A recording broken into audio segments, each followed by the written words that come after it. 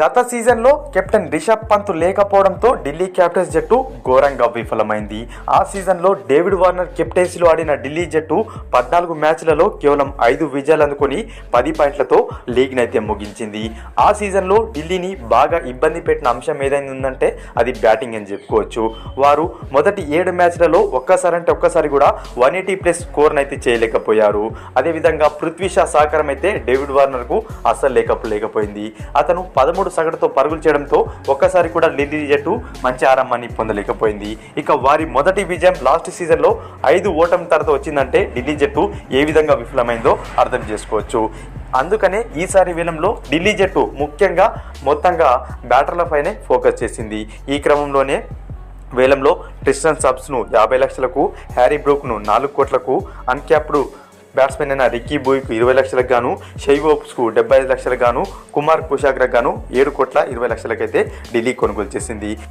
దేశవాళీ క్రికెట్లో తనదైన ఆట తీరుతో ఆకట్టుకుంటున్న యువ వికెట్ కీపర్ కుమార్ కుషాగ్రా పైన ఢిల్లీ జట్టు గట్టిగానే ఆశలు పెట్టుకొని వచ్చింది. 10 కోట్ల వరకు పెట్టైన ఇతన్ని కొనుక్కోవడానికి సిద్ధపడినప్పటికీ ఇతను 7,20,00,000కే ఢిల్లీ జట్టుకు అయితే రావడం జరిగింది.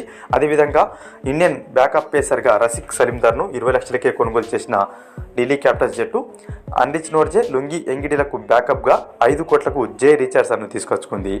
ఇక ఢిల్లీ జట్టుకు సంబంధించి స్ట్రాంగెస్ట్ ప్లేయింగ్ 11 ఒకసారి చూసినట్టయితే ఓపెనర్స్గా లాస్ట్ సీజన్లో పృథ్వీ షా, డేవిడ్ వార్నర్లు రాగా ఈ సీజన్లో కూడా మొదటి 2-3 మ్యాచ్లకు వీరిద్దరే ఓపెనర్స్గా వచ్చే అవకాశం ఉంది. ఆ తర్వాత కూడా పృథ్వీ షా విఫలమైనట్లయితే అతనిపైన వేటు పడవచ్చు. వన్ డౌన్లో చూసుకున్నట్టయితే ఈ వన్డే ప్రపంచ కప్లో సూపర్ బ్యాటింగ్తో ఆకట్టుకున్న మిచెల్ మార్ష్ రాబోతున్నాడు. అతను ఈ వన్డే ప్రపంచ కప్లో 2 సెంచరీలతో పాటు మంచి పరుగులు ఎత్తించడం జరిగింది. యాజ్ యూజువల్గా అతను వన్ డౌన్ ఆడబోతున్నాడు. 4వ స్థానంలో సన్ రైజర్ నుంచి విడుదలైన మనకు ఢిల్లీలోకి కొత్తగా వచ్చిన హ్యారీ బ్రూక్ రాబోతున్నాడు. ఇతని రాకతో మిడిల్ ఆర్డర్ కాస్త పటిష్టం కాబోతుంది. అదేవిధంగా కెప్టెన్ రిషబ్ పంత్ తిరిగి రావడంతో అతను 5వ స్థానంలో బ్యాటింగ్ చేసే అవకాశం ఉండడంతో పాటు 6వ స్థానంలో కొత్తగా భారీ ధర పెట్టి కొనుక్కున్న కుమార్ కుషాగ్రా ఫినిషర్ పాత్రను పోషించబోతున్నాడు 6వ స్థానంలో. 7వ స్థానంలో స్పిన్నర్ అక్షర్ పటేల్ ఆల్రౌండర్గా, 8వ స్థానంలో స్పిన్నర్గా కుల్దీప్ యాదవ్ ఉండబోతున్నాడు. ఇక 9, 10, 11 స్థానాల్లో పేస్ బౌలర్గా ముఖేష్ కుమార్, అదేవిధంగా ఖలీల్ అహ్మద్, అన్రిచ్ నోర్జేలు ఉండబోతున్నారు. ఇంపాక్ట్ ప్లేయర్ రూపంలో మనకు లుంగి ఎంగిడి లేదన్నట్లయితే లలిత్ యాదవ్లలో ఒకరు ఇంపాక్ట్ ప్లేయర్ రూపంలో ఢిల్లీలో పాత్ర పోషించబోతున్నారు.